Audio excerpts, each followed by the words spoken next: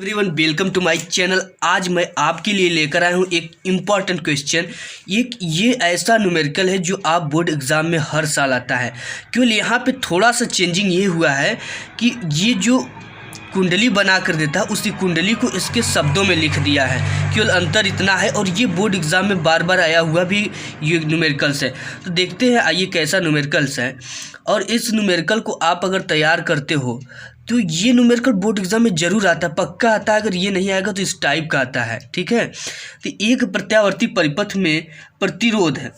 अब देखिए प्रतिरोध लगा है, संधारित्र लगा है तथा प्रेरण कुंडली एक प्रत्यावर्ती स्रोत से श्रेणी क्रम में संयोजित है। इनके सिरों के बीच विभवांतर क्रमशः 40 वोल्ट, 20 वोल्ट, 50 वोल्ट है। प्रत्यावर्ती स्रोत का विभव एवं परिपथ का शक्ति गुणांक ज्ञात कीजिए।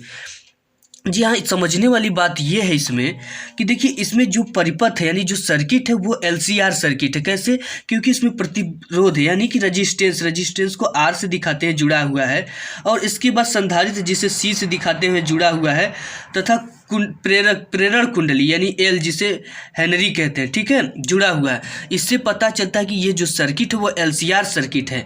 और इनकी विभवांतर जो है वह क्रमशः दे रखा है। क्रमशः का मतलब कि होता है लाइन से, यानी इसमें पहले क्या दिया प्रतिरोध, तो ये जो वोल्ट होगा ये किसके सिरों के बीच होगा, प्रतिरोध के। फिर दिया संधारित्र तो ये C के बीच हो गया, और ये दिया इसके बाद प्रेरण कुंडली तो L के बीच क्या है, ये विभवांतर है। तो अब देखिए जब हम इनके सिरों के बीच विभवांतर निकालते हैं तो देखिए पहले लिख लेंगे कि भी दिया है। सबसे पहले आपका जो नियम होता है वो यही दिया होता है बोर्ड एग्जाम में सॉल्व करने के, दिया है। अब दिया क्या है, VR दिया है। प्रतिरोध का क्या दिया, 40 वोल्ट, तो इसको पुट कर देंगे। अब इसके बाद VC यानी कि VC का मतलब कि VC की जो वैल्यू है, यानी फिर क्या लगाया, संधारित्र का जो दूसरा वाला वो कितना दिया, 20 वोल्ट, इसको पुट कर देंगे। इसके बाद दिया है आपका प्रेरण कुंडली L बराबर यानी कि VL बराबर कितना दिया है, 50 वोल्ट, ये हमने पुट कर दिया। अब देखिए पुट करने के बाद आएगा क्या कि हम LCR सर्किट के LC और ये R सर्किट है, ठीक है, के मतलब कि परिपथ में विभवांतर, परिपथ में के लिए विभवांतर,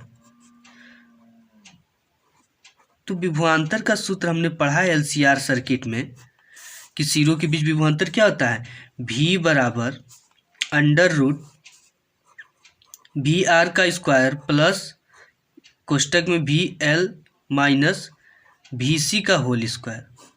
ये देखिए हमने पढ़ा है VL माइनस VC। अब जितना भी वैल्यू दिया उसको आप पुट कर दीजिए उठाकर, तो यहाँ से आपका हो जाएगा V बराबर अंडर रूट VR की जगह पे क्या दिया है 40, तो 40 का क्या हो जाएगा यहाँ पे स्क्वायर हो जाएगा, प्लस VL की वैल्यू कितना है 50, तो 50 हम पुट कर देंगे, माइनस VC की वैल्यू कितना है 20 पुट कर देंगे का होल स्क्वायर।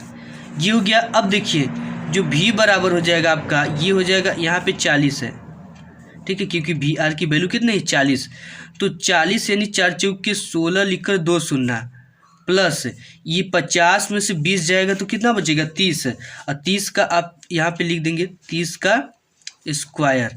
अब इसके बाद अगर आप सॉल्व करेंगे तो आपका यही निकल कर आएगा कि ये हो गया आपका 1600 प्लस ये हो जाएगा 3 3 के 9 यानी 900।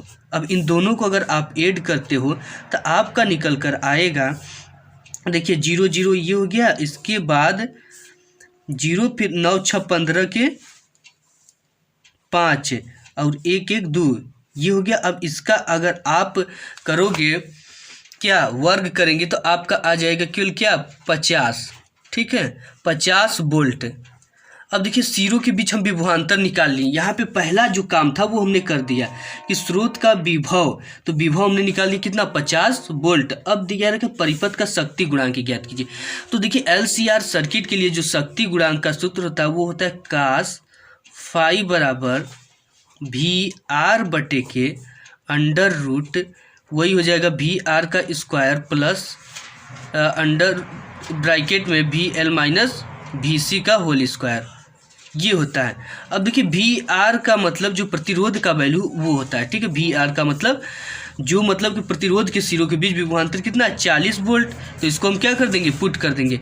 तो जैसे ही हम पुट करते हैं वैसे कुछ निकल कर आ जाएगा। यहाँ पे ये VR की जो वैल्यू है 40 वोल्ट दिया है तो हम यहाँ पे 40 लिखेंगे।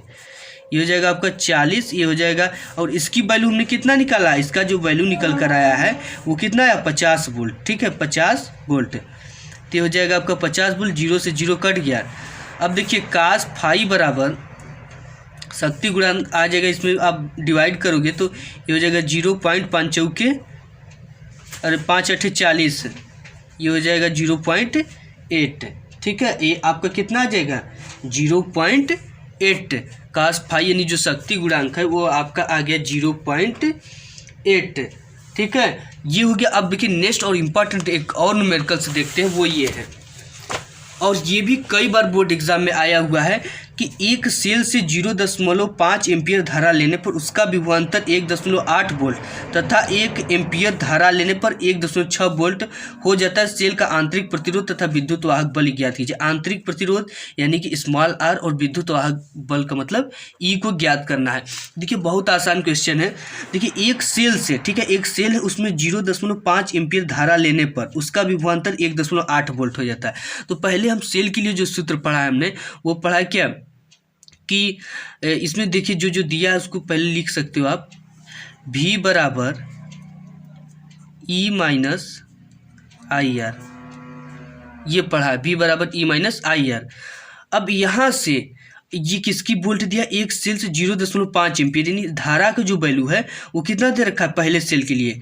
यानी हम यहाँ पे लिख सकते हो आप कि पहले सेल के लिए हम यहाँ पे लिख दें पहले सेल, यानी पहले कितना दे रहा है, पहले दे रहा है 0.5 एम्पियर का धारा। यहाँ पे आप लिख सकते हो I बराबर 0.5 धारा देने पर उसका विभवांतर कितना हो जाता है, विभवांतर V बराबर 1.8 हो जा रहा है वोल्ट।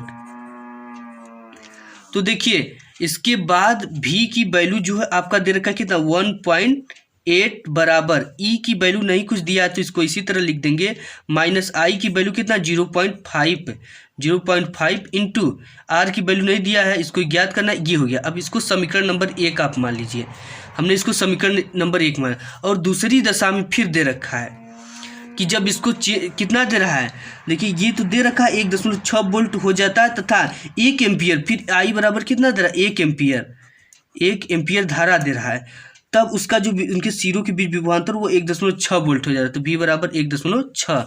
तो देखिए अब इसको ज्ञात करने के लिए हम कैसे करेंगे कि यही सूत्र को फिर लिख देंगे, V बराबर E माइनस आई आर।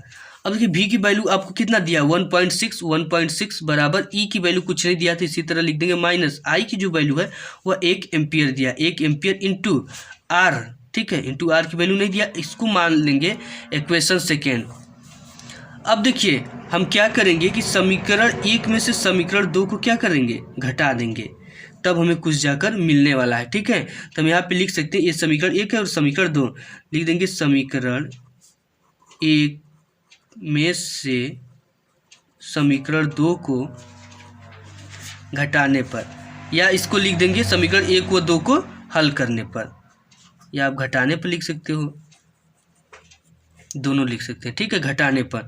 अब देखिए समीकरण 1 व 2 कहाँ है, देखिए यहाँ पे है समीकरण आपका 1 है। ठीक है, 1 को पहले लिख लेंगे 1.8, ये दशमलव है, 1.8 बराबर E माइनस 0.5, ये 0.5 इंटू R है।